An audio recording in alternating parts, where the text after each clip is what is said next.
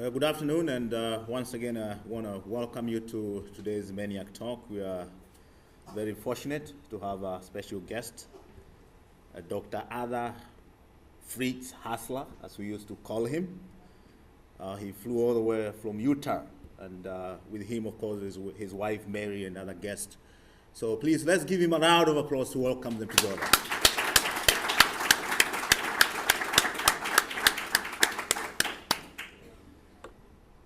For those who don't know, Fritz was here for a long time. He was here for 31 years, 3 decades, before he went on to become an adjunct professor at the University of Utah. His final act here at Goddard was, leading the visualization of scientific data from satellites and production of HD TV movies, which were quite very popular. And they offered visually stunning views of the Earth from space, and his products were featured in several scientific and popular scientific literature and on national televisions, including ABC, CBS, NBC, Weather Channel, etc., etc.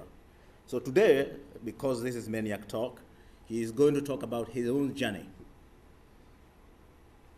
And in these talks, usually people talk about why they went into what they are doing, what they have been doing over the last donkey years, in this case, more than 30 years here at Goddard. And he's going to share or to reflect on 50 years looking at Earth from space and his work with Professor Verner E, his PhD advisor, who is considered by many as the father of satellite meteorology. Please, without further ado, help me welcome our speaker, Fritz Hasler. Thank you so much. Wow, we've got a good crowd. I'm so excited to be here. I started preparing this talk about 9 months ago.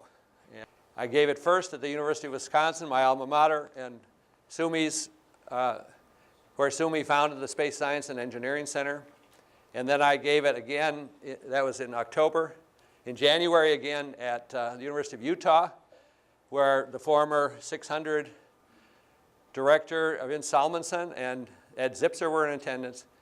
And I've had to put some finishing touches on to give it again today. And I'm so pleased to have Dennis Chesters, the GOES flight project scientist and in charge of GOES 16 here. My wife, Mary, water ski partner, Ron Ricketts, Mike Mannion, Andy Negri, Jerry Heimsfield, all these colleagues from way back, Dot Zucker on the front row, Steve Graham, so many people. I'm so happy. And I'm trying to give you this, can you tell, the sweep of history? So we've got to go back a way. So I'm going to try to give you the sweep of history for 60 years of looking at Earth, okay? But there's a particular thing that's 50 years ago that happened on the 25th anniversary of Pearl Harbor. So it's December 7th. Notice that PBY, that's a long-range, small seaplane, which will come up, and the sailors are trying to drag it, put out the fire. Okay, so on that same day, 25 years after Pearl Harbor, in Cape Canaveral, Florida, the ATS-1 with a Suomi Spin Scan Camera blasted into space. Over the next weeks, those of you who know geosynchronous satellites, it takes a while to get the thing up to geosynchronous orbit. Stationary over the middle of the Pacific Ocean. The success of this mission made Suomi famous, made a huge impact on meteorology, University of Wisconsin, NASA, the world, and me. Suomi's cameras and the follow-ons would make it so that we never viewed the Earth the same way again. So I'm trying to celebrate the 50th anniversary of the ATS launch, honor Professor Suomi, and review man's view of Earth for the last 60 years. And I'm using the events in my dad's life, my life, and Suomi's as kind of reference. So we just don't have and then we had this instrument, and then I want to show what we looked like while this history was unfolding. So it was 22,000 miles. And when, I can remember standing in front of audiences 50 years ago and explaining this is all brand new stuff at the time. 22,000 miles up, 151 degrees west longitude over the middle of the Pacific Ocean, right? Here's the Suomi camera. So Suomi and Bob, double E professor at the University of Wisconsin, designed this camera. ATS, there were some other geosynchronous satellites before, strictly communication, but this was an experimental communication satellite, and Suomi hitched a ride on it, basically. The problem was, you know how missions are now. You've got the instrument and then a 10-year plan of what you're going to do with the data, and it's funded the whole way. Well, at that time, there was no budget. We had no devices to make the images practically. We were starting with no resources. There was one advantage. I was a graduate assistant. I had an assistantship, and I was very excited to get to work on this new data. And I like movies, right? Okay. So one day, Suomi comes into my office, 4x5 negatives, a little stack. Says, here, Fritz, make a movie. Make the first movie that's ever been made of the Earth from space. So I knew how to do this. I knew how to do Disney-made animations, right? I had to do the same thing. The only problem is I need an alignment jig, a little thing made out of aluminum with a little thing. I was going to hit it with a hammer and make registration marks on the negatives. So I designed one, went to the machine shop. Problem was, I wasn't smart enough to have Suomi call the machine shop and put it on priority, right? You know, Fritz Hasler, student comes in, asks for something. Yeah, we'll get to it someday, right? 2 weeks later, Suomi comes in his office. Fritz, where's my movie? Got to go to Washington in 2 days. Where's the movie? Grabbed the negatives, lined them himself with a movie camera, had a movie the next day. He goes, and this is it. So this is the middle of the Pacific, and you can't even hardly see it, but this is Baja California over here, and the cyclones come down here. And this is the first time we'd ever seen the clouds moved. So a few days later, went to the Weather Bureau, Washington. Crowd like this. He showed the movie. Everybody got to stand up, standing ovation, right? For me, opportunity missed. Try the quick and dirty solution first. You can always do it better later, okay? So, my instrument's up there. We've got to ground truth it. We've got to ground truth it. So only 4 months later, we started the Line Islands experiment. And so here we are, 1,000 miles south of Pearl Harbor. There's Pearl Harbor again, right? These islands, this one's on the equator, Christmas. I spent most of my time there. So it was fun. I got to go, right? And to this exotic place. You fly to Hawaii, then you fly south. And it was, they got a bunch of people together, 100 people, NCAR, NOAA, universities, everybody got together to get down there. And it was only, see, the satellite went up in December. It probably wasn't giving images until January. Already, 3 months later, we're already in the Line Islands. I think he was afraid that the camera might fail and that he'd better do this quickly. So here I am with my Olympus Pen F camera, Bolex camera, and we'd just flown down from Hickam Field in Hawaii on a, you know what, the B-29 that dropped the atomic bomb? Well, this is essentially the plane, the B-29, but at a cargo version. And I remember sitting in the front of that looking, you know, it has this huge, all these windows that you can look, and I sat next to the pilots. These islands were last inhabited when we decided that Japan was not going to attack the mainland.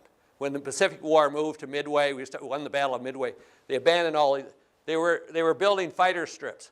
So we had all kinds of facilities that were military facilities, but no one had been there for 20 years. Japanese fishing floats on the beach, boobies, thousands of booby birds on the side. And this is Ed Zipper with a small crab. It's a coconut crab. It can actually open crabs' coconuts with its pinchers. So Suomi shows up and he's telling him, all right, Ed, this is what I want you to do. The wind's coming from here. Get that anemometer on the beach where it should be. Why have you got it up here? And remember the PBY that the sailors were pulling? This is one. This thing flies at 70 miles an hour for 14 hours. Mary and I are going to be on a 777 to Sydney August 31st. That'll be 15 hours, but it's a little faster. I think 700 miles an hour. So at the same time, we're going to have a time code marching on. Suomi gets the funding to build the Space Science and Engineering Center. Time moves on. 1968, Apollo 8, the first manned mission to the moon. They weren't going to land, but they're going to fly around the moon. So there's 3 astronauts sitting in the command module. They're flying around the moon, and they come around the moon, and voila. The first shot with a good camera, color, that's ever been taken of the Earth from space. We call that the Earthrise. You know, this big spread in Life magazine. Those of you old enough to remember that kind of thing. So that image, a movie that the American Museum of Natural History made, where they start deep in the bottom of the ocean, go out to space, and the Jodie Foster Contact movie, if any of you have seen this, where they start with the night sky over the U.S. and go out into space. Well, we decided we could do it in reverse, right? We'd start into space and move in. So this is the famous, if you've seen my E-theater, you've probably seen this a few times. And so we're out. This is the Hubble Deep Space Field, destination Earth 2004. Think about where you'd go if it was 2004. Where would you end up on Earth? The Milky Way galaxy, our sun is one of 200 billion stars in the Milky Way galaxy. We're approaching a supernova explosion. And this was funded by Qasim Asrar just before I retired from NASA in about 2004. So we're going to head through the Cassini ring of Saturn. Here's the sun getting bigger. There's the Milky Way in the background. We're coming on Jupiter now. And I think I had $10,000 budget to make this movie. So we passed Jupiter, now through the asteroid belt,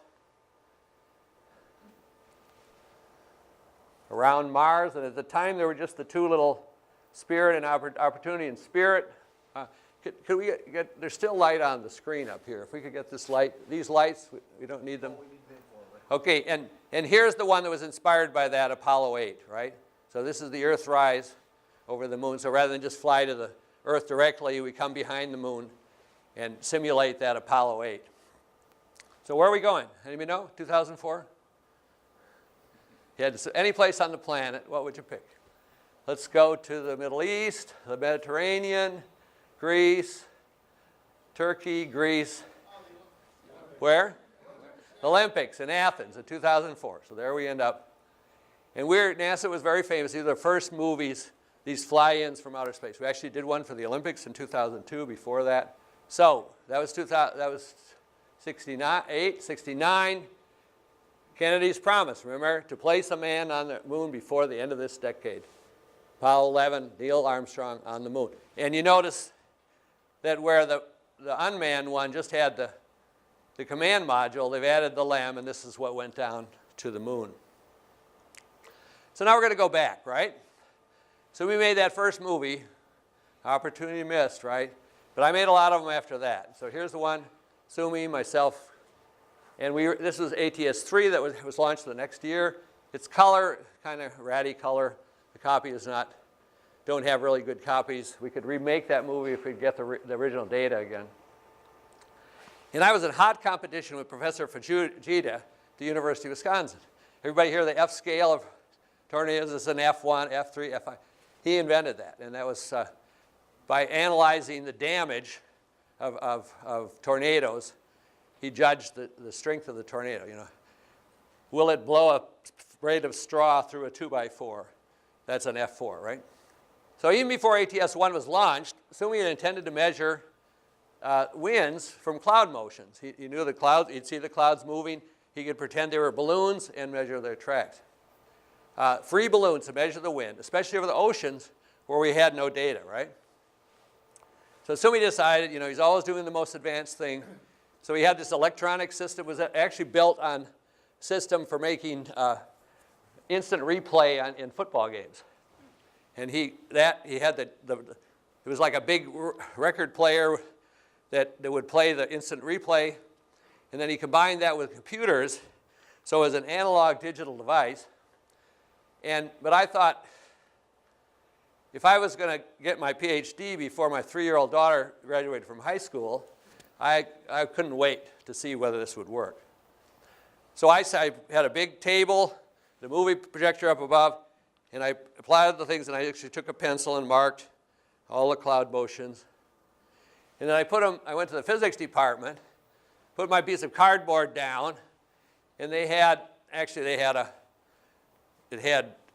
rotary encoders in 2 dimensions, and I would put in the data of the different points of the clouds. By 72, I completed the first PhD thesis based on his camera. So I was supposed to tell you about your careers. How's your career developed? Best thing in a career, have a really good major professor, right? So when I left, I had a job in NCAR, had a job in Paris, and within a year I had a job here at NASA.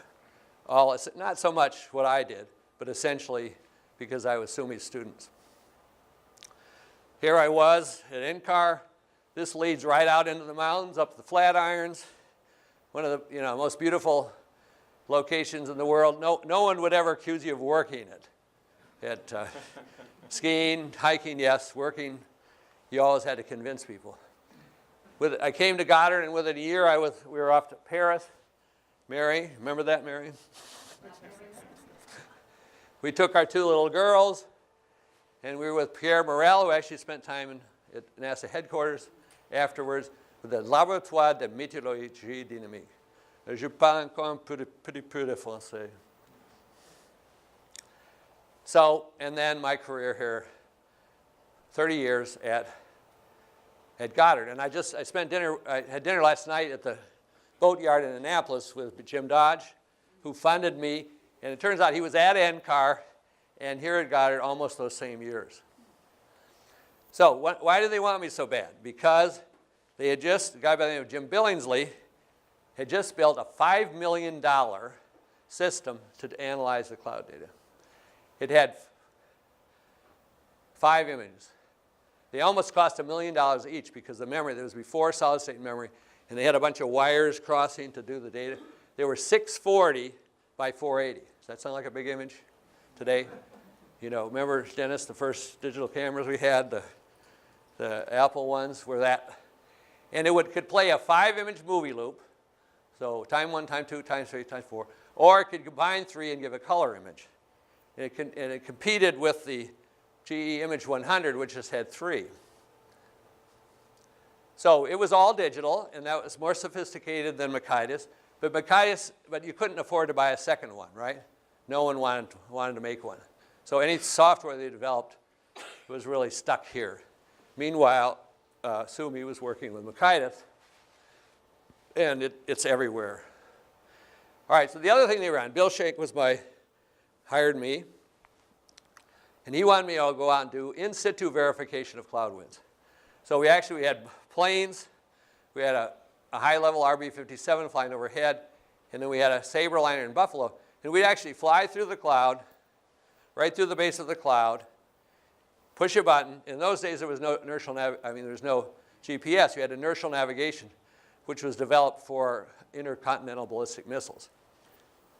You'd go out here, you turn around, come back, and mark it again. And meanwhile, the cloud had moved, a couple miles, 5 miles, depending on how. And so we could actually measure the cloud motion by positioning the cloud as it went around from the plane. We didn't even need the satellite. We didn't even use the satellite, actually.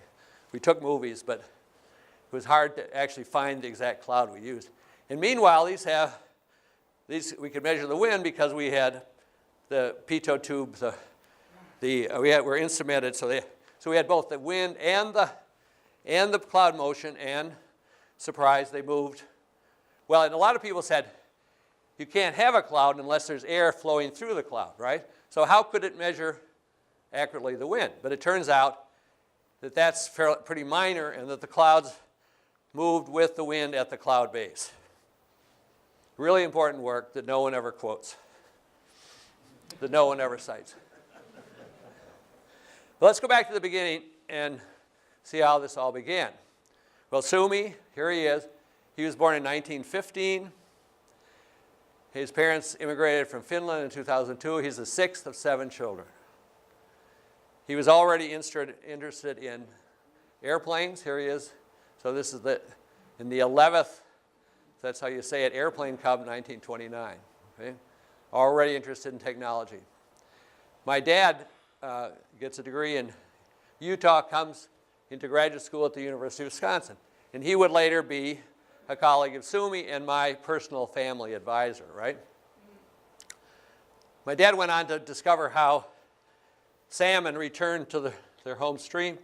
Here's the book I just finished. Everybody want to know how to publish a book yourself? Come up and take a look at this. So the thing was, thinking about what the Earth looked like from space was just a total mystery. Isn't that a great picture of how we think of the Earth? We didn't have a clue how the Earth looked like from space. So my dad had learned German on his mission, a Mormon missionary in the 20s, and they recruited German professors and my dad to go to Germany, right? They landed in London on VE Day, right after Hitler committed suicide and the war ended, right? And their job was to go around and interview people and see, you lost your house was bombed. They leveled the whole cities, right? You lost your house last night. Did you go to work in the munitions plant the next day, or did you head for the mountains or whatever?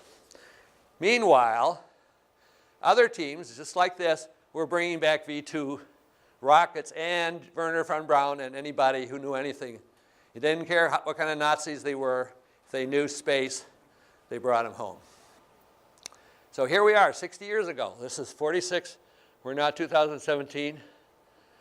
So we're 60 plus 1 right now, the first pictures of the Earth from space.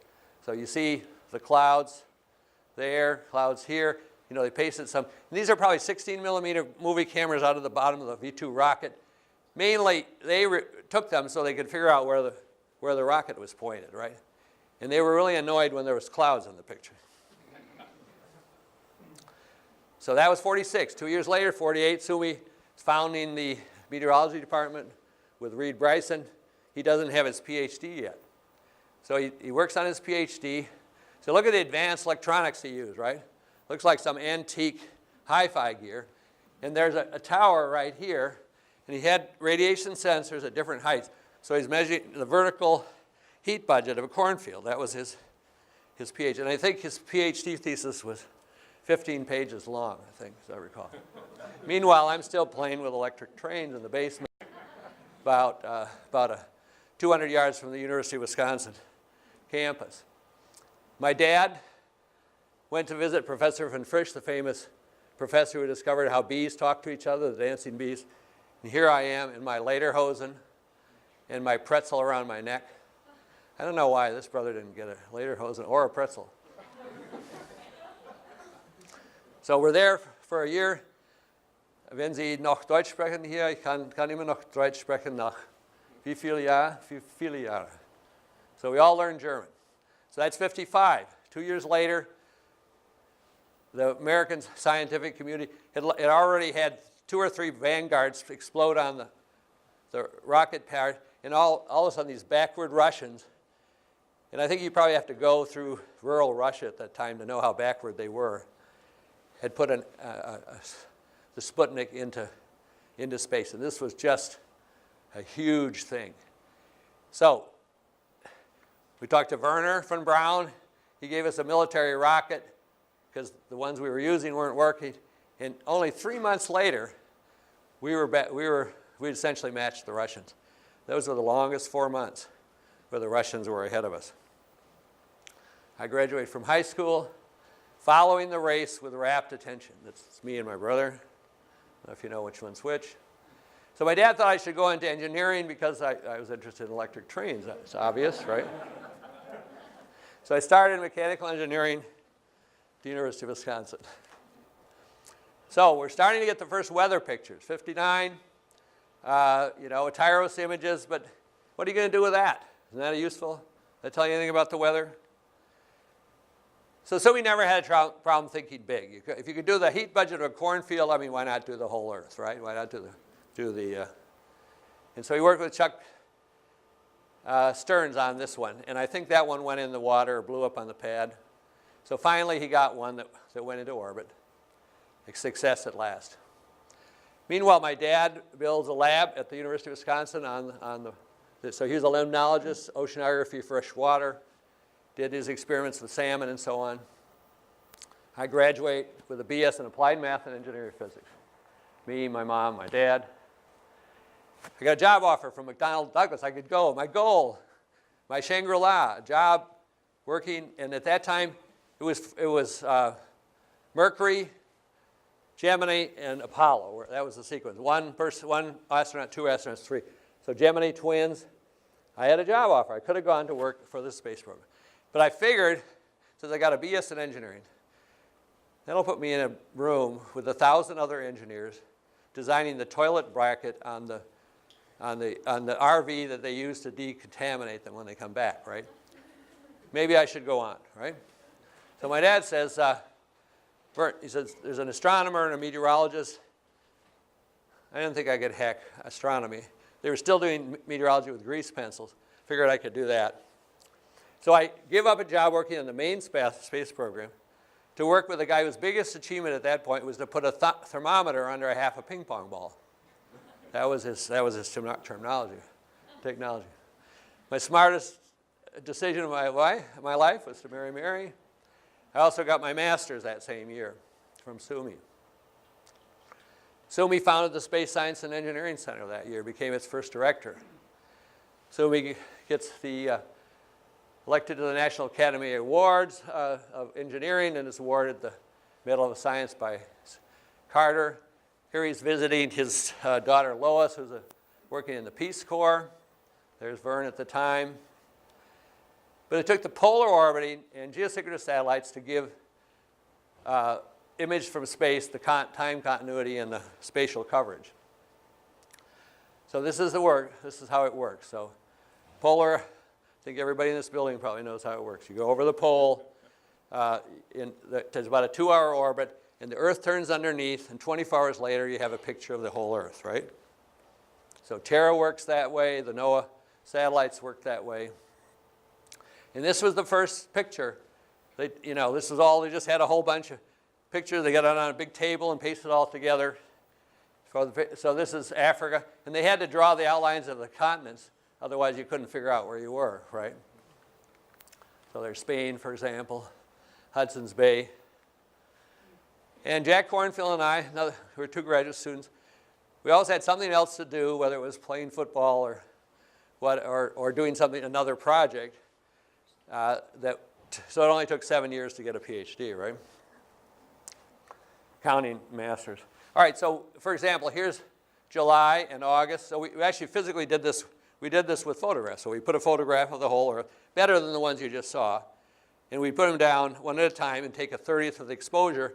And with analog, with a camera, build up a month's climatology. So this was July and August. And you can see how different the intertropical convergence is in October than it was in July, for example.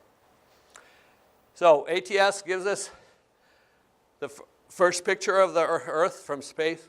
Well, let's see, 67. I guess it was before that Apollo picture, so we'd never seen what the Earth looked like from afar. And it showed us how they move. So here, a year later, we get ATS-3, Suomi's camera on that one. And this had red, green, blue. So we got it in color, kind of ratty color, but it was color. Over the Atlantic Ocean. The other one was over the Pacific. So here is a time sequence. And the thing, this is visible only, right? So at night you don't see anything, right? You can't see the Earth because you're looking in the visible. There's no sunlight for observation. And you've heard the rest of the story. Not quite. Let's go on. The cameras, the later cameras were multispectral, infrared in particular, higher resolution, and very importantly could take pictures at 3-minute intervals. Suomi's invention was adopted by other countries around the world. And so we added, other countries. So we end up with 5 geosynchronous satellites around the world. And this is now the system we have today, where we can observe clouds over the oceans, over the whole planet, and measure the winds. And this is a great example of how this all works. So we put all those 5 satellites together. And let's watch the sun go. So the sun heats up Australia, Sahara, and Western Hemisphere, the deserts, okay? The cyclones move to the counterclockwise in the northern hemisphere, clockwise in the southern hemisphere, popcorn cumulus over the intertropical convergence zone. We actually have a tropical cyclone. We would call it a hurricane if it was hitting Florida, moving into India, I think.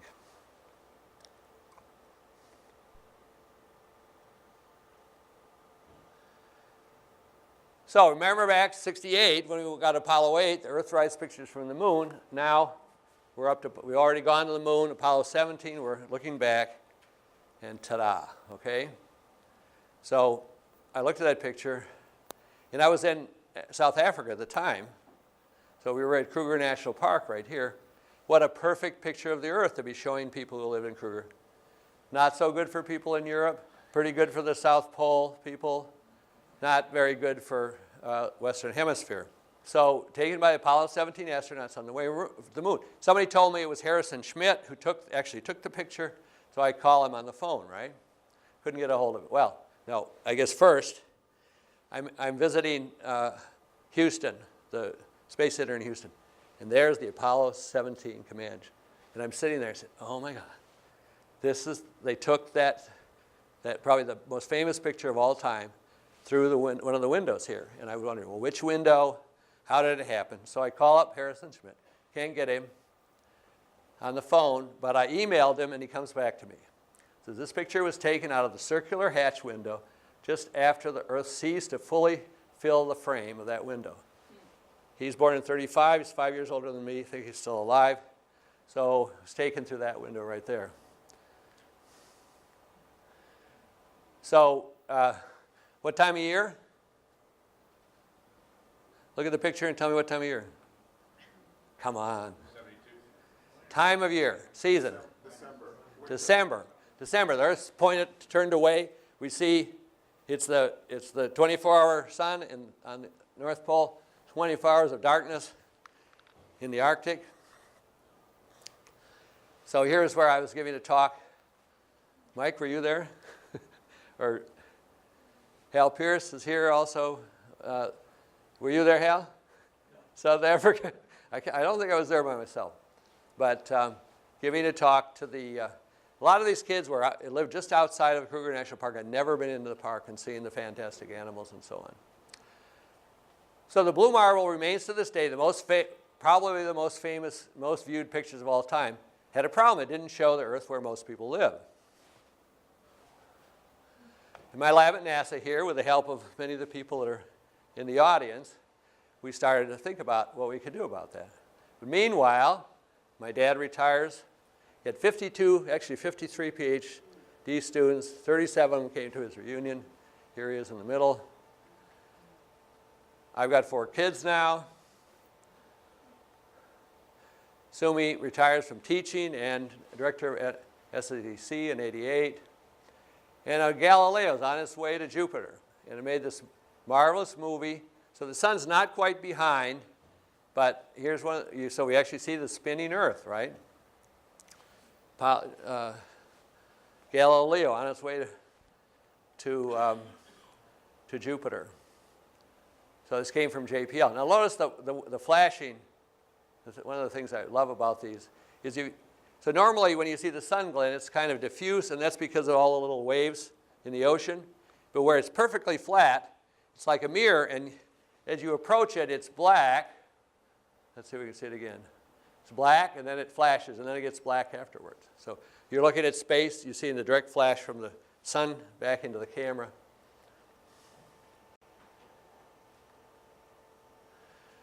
So here we go. We finally have something in the Western Hemisphere. Let's see. Hasler, Pierce, Polynapan, Mannion, Gentoff, Nielsen. Smart here? But the other people are all here today. So the first picture is in color of the Western Hemisphere. And of course, we had to put a hurricane in there. And it was really simple. The white clouds, we used the white clouds, and then we used the infrared. And when it was the warmest temperatures, we made them yellow, or orange for the desert. With little intermediate temperatures in the infrared, we made them green, and the blue for the coolest to make that image. So this would be the warmest infrared temperatures. Did it again. Hasler, Chester's, Gentov, Nielsen. We're always using GOES data. Basically the same technique. These were extremely popular. You'd open the Washington Post, you'd see them, covers all kinds of NASA. Everybody, a friend calls me up, he's giving a talk on, writing a book on global economics, can I use it for the cover?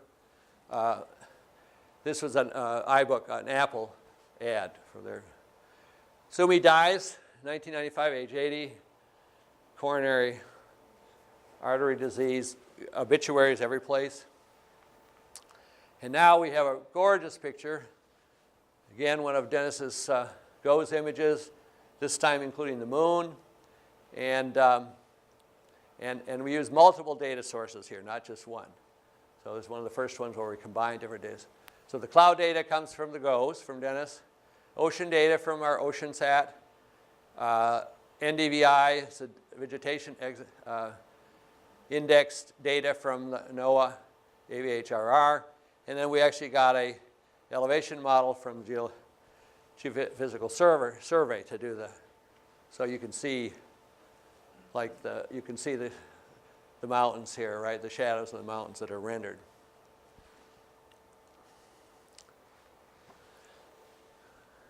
Professor Palaniappan from University of Missouri is the primary architect of the interactive image spreadsheet, which we developed here, and if you want to learn more about that, he'll be available for a little while afterwards.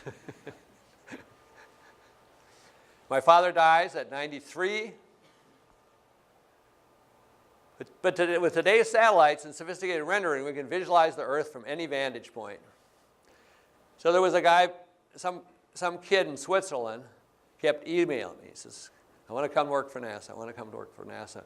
And he would send me some really very sophisticated visualizations that he'd done. After a while, I relented, brought him over from Switzerland. He worked for me for a couple of years. Then I ran out of money and he went to work for Terra or somebody else. And he made this image. And I would say this has just about displaced the Apollo 17, which was done with a Hasselblad film camera. And so I used Terra data and GOES data to produce this. And the thing is, with a rendering, what's the subsatellite point? Subsatellite point is right here, right? Southern U.S., northern Mexico. So he's turned the Earth, he's turned North America towards the camera so that we have a better view of North America. You hardly even see South America. So normally, subsatellite point would be down on the equator here. So normally, from GOES, you'd have the thing rotated up. And that's the beauty of being so good at rendering that you can render it from any angle you can think of. So, and you want the Eastern Hemisphere. Of course, you want to emphasize Europe. It's a little bit cloudy. Kind of features the Sahara Desert. We put these on balloons. Took them to, this was Odyssey of the Mind finals in Boulder, Colorado. I had a big thing at the Frank Lloyd Wright Convention Center in Madison, Wisconsin. We actually drove buses in, and we had a 50-foot screen. Some people here helped me with that. 3 different projectors. We were running off of a small supercomputer, about 200 pounds. And this is in the IMAX Theater in American Museum of Natural History in New York. Also, the Silicon Graphics supercomputer, mini supercomputer, I guess you call it. So, 5 years after my dad died, they named the limnology lab after him. Suomi, they named the GOES, the NPP satellite after Suomi. It's now the Suomi NPP. By this time, I had 10 grandchildren, Mary and I, and 2 more to follow. So 1998, so as Jim Dodge described it, Gore, Vice President Gore has a wet dream, he says. He says, how can I, that's what Dodge said. How can I, what if we put a satellite at L1? So those of you that know dynamics know that there's a balance. The Earth has a relatively weak gravity field, so 1 million miles away from here, 92 million miles from the sun is a point where you can put something that'll stay there, and you don't have to keep adding fuel to position it there. Okay, it's called the L1 Lagrangian point. So I was excited about this because I remember the Galileo on the way to Jupiter. So we could do the same thing from here, and we'll have the sun right behind it. Okay, so I thought it was a great idea. Unfortunately, Bush was elected. And the Republicans couldn't bear to put Gore's satellite into orbit, so they put it into deep storage. Well, Obama was elected. The zombie satellite rises from the dead. Took it out of storage, put it into orbit. And, you know, I don't know, the color is not the best, but it is color. And it makes it, and the other problem, unlike Galileo, it's only one every 2 hours. So it's not, Earth moves so far, you can't see the clouds move, you can't see actually you can see the sun glint pretty well. So here it is, here's the moon. So anything that happens facing the sun, you can see sooner or later. Here comes the moon across the face of the sun. But you notice you can't really see the cloud motions because the Earth is moving too far. You see the sun glint, though? That's all the little waves diffracting the sun or reflecting a diffuse image, I guess you'd call it. Okay, let's go on. All right, so here you can also see a solar eclipse, right? So if you were, what was the, Carly Simon? He takes his Lear jet to Nova Scotia to see the eclipse of the sun. Well, if you could fly out of Australia over the Pacific Ocean, you could have followed the eclipse on this day.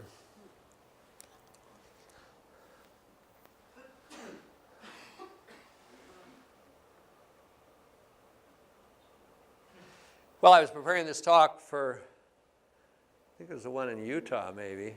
I just ran into this picture, you know. I didn't know about the lunar reconnaissance orbiter. I've been retired for 12 years. I'm not following all this. Actually, I saw it up, there's a model of it up in the visitor center we stopped by. And by the way, there's a Earth on a Sphere is up there and a gorgeous rendering of the sun at the visitor center. If you've been ignoring that, make that, put that on your list. Okay, Wisconsin has SECC, Space Science and Engineering Center, has their 50th anniversary. So there's Louis Uccellini, the director of the Weather Service, Bill Smith, a bunch of the director of SEC. I was not invited to be in this picture. They invited me to the thing, but it's mainly the low Earth orbit heat budget people who they had invited for this. So if you think about it, if you own a center, NCAR, my dad's Space Limnology Center, the Space Science and Engineering Center, how do you keep this going? How do you keep a constant stream of money coming in to keep something like this going? So this is SECC is as strong today as it was when Suomi founded it. So a few ways where I've been looking at the Earth during my career. Goddard. Here's one of our most famous ones. And so since we didn't have a red channel, so we did have, what were we missing? We were missing the blue, I guess. I thought we were missing the red. So we had to use 11 micron as blue because we didn't have a true, so the very wise people that were working on GOES didn't think that you needed to make color pictures. Why would a weatherman ever need a color picture of the Earth? So they didn't. So all these years, these 50 years since ATS-3, there's never been true color from GEO. So I said, well, I don't care. I'm going to use 11 micron as blue. And notice these are the shallow water off the Bahamas. That should be blue, and it's orange because it's not a true blue channel. And we rendered it in 3D. I think Mike Mannion, was that you do those for us? Or no? Hal Pierce, I mean. And this appeared in Life magazine. So these were seen far and wide. This one was a 10-foot, not quite as big as we see here, but almost, in the American Museum of Natural History, the Smithsonian, for some months. You see these down in the hall? Right, we're down the hall here, right? So this was National Geographic cover that we made. And we did other colors as well. All right, so bringing it up to date for the family here. Mary and I do babysitting in Australia for our 10-year-old granddaughters. And so here we are on the Sydney Harbor watching the Messiah, and we'll be there. This will be our third trip in the last years. This is my summer job, or my winter job. I'm an L2 certified ski instructor at Brighton, and we had a wonderful snow year this year. This is our summer job. Actually, we didn't come from Utah just now. We came from our place in Wisconsin, right on the lake. This is my ski boat.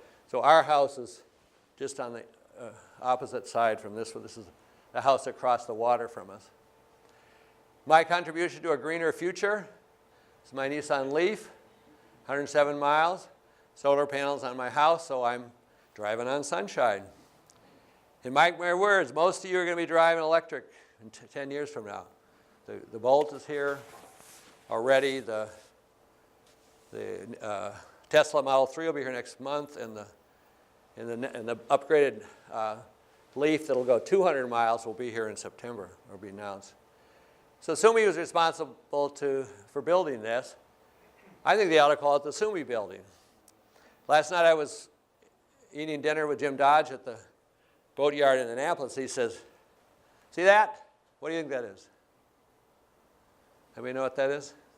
Direct readout antenna. Smart guy. I would have thought it was a radar antenna. It's a direct readout.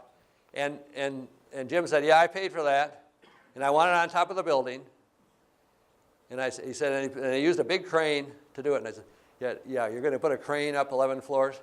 It had to be done with a helicopter. Put that up there. So now there's the bookend to the whole thing, right? GOES 16. So you remember those pictures back 50 years earlier? Last November, GOES 16 goes into orbit. From small beginnings 50 years ago, at least 45 geosynchronous satellites, weather satellites, have been launched by many countries, 18 US, 10 Europe, 8 Japan, India, maybe a few other countries. And here, the gorgeous new picture, you've seen them on the wall, in color.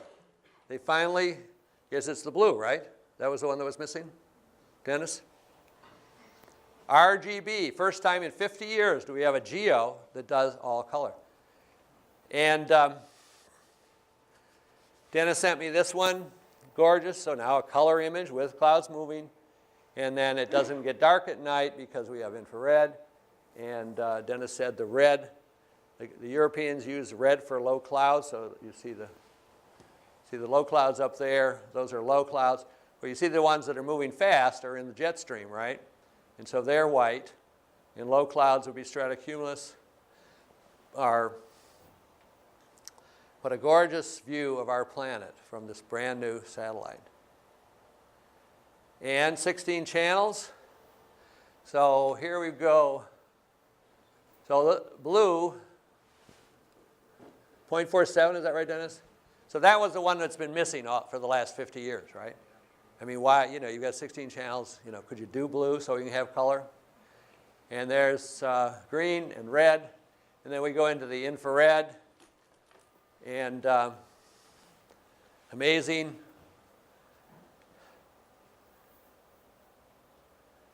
views of tornadic thunderstorms. The red are the tallest. And the thing about GOES, the new GOES, is that it has enough sensors and it's fast enough that these kind of pictures, which used to be just demonstrations, can now be done routinely. So it used to be, well, when that first ATS-1 was launched, it took a whole half an hour to get that one visible image, right? And it's been 15 minutes in recent ones up to now maybe. But if you're going to do the whole Earth, the instrument is capable of doing rapid scans like this that are maybe 30 seconds apart or a minute apart. But it couldn't do that and the full Earth at the same time. And the primary mission of the GOES is to get the global winds along with the satellites from other countries. So this one can, rub its stomach and tap its head at the same time, whereas the earlier ones could not.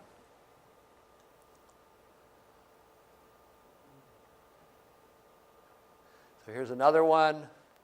And this one's really cool because you can actually see the shadows of the cumulus towers puffing up. You see them right there? So you see them, we've always seen them as little shadows on top of see the shadows there? So you have the stratosphere, and at that point the clouds won't rise anymore, but if they have momentum, they'll overshoot into the stratosphere. And if the sun is a low enough angle, you'll see the shadows just like that, right? But here we see the shadows on a lower layer of clouds, which I hadn't seen before. And you really get the dramatic rise of the cumulonimbus towers.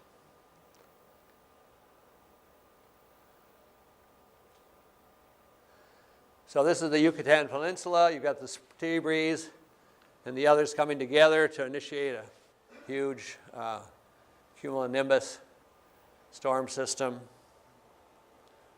And these are the cloud streets we often see in the tropics.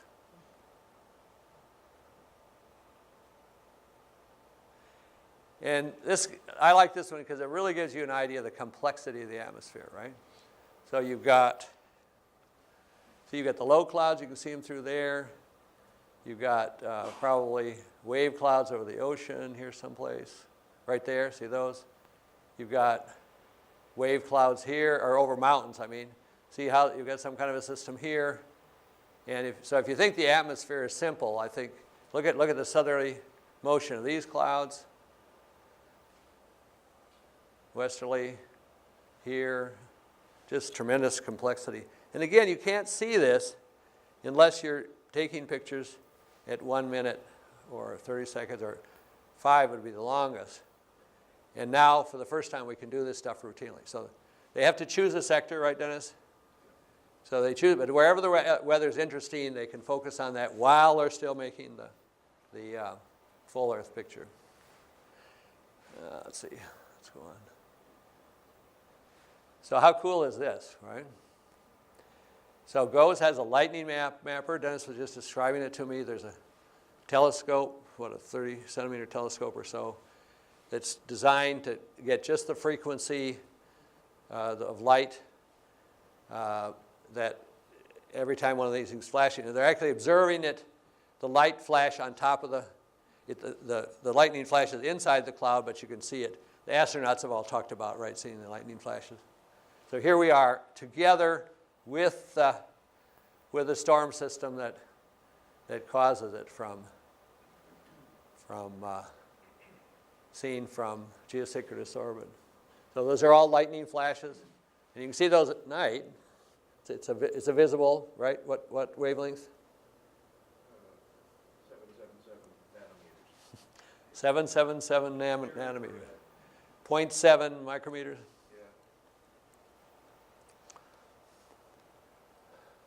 Oops. Good. Okay. So here we are now in color, in full color. Convection over Florida, and this projector is not doing the absolute best color. These are potentially really nice saturated colors. Again, cumulonimbus developing over Florida. There's actually a fire up here, you see, and the low-level winds are easterly, whereas these upper-level winds are southwesterly, easterly. Low-level winds over the tropics are coming in from the east. What gives us the city lights? Is that when it goes? All right, so we're actually seeing the metropolitan area, the lights at night, see, right there, okay. Well, we've come a little ways, haven't we? 50 years. Thank you very much.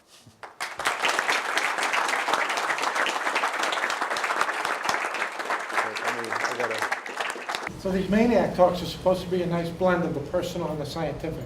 I like to say, you nailed it. Once again, you nailed it. I thought you left out an important and kind of interesting detail when you showed the image with the moon in the corner, because you did some fudging to get that image. Would you want to talk about that a little bit? The moon is not round. The moon is not stationary with respect to a geostationary satellite. So you had to fudge to get that round moon in the corner. Who helped with that? No, I'm saying, but I think it's an important thing. You took the trouble to correct. Right. So I think it was kind of distorted, right? Because it took a while to. Sort of an egg shape. Yeah, because the moon, as you scan down the Earth, the moon moved along, and so it wasn't right. It wasn't a snapshot, instantaneous. So that's the sweep of history over the last 60 years. And so this is a book I did about my dad and finding out how salmon, these things can be published by CreateSpace, an Amazon company. I think the cost to me is $15 for this. This one took a year. Once I learned how to do it, this is about my mother. Took 3 weeks. Once I got all the, it's not as finely refined. And you can buy these, HaslerHistory.com, or but you can. I have a blog also, mostly family history, my dad's story, Mary's story. If you look at HaslerHistory.com, or just Google Hasler History, look at. It's a little complicated navigation, which I'm working on to get to the image one. My dad in Europe, the whole story of him in Europe on his mission in the 30s, our trip to Europe, all these things, all the cars and boats of the and trains that ships that our family had over the years, different blogs that I put together over the last year or so, and I took those blogs and then my goal, one of my goals is to do this talk as a book. So I think that's my next one. I keep talking. Any questions? Okay, let's thank Fritz one more time. Thank you.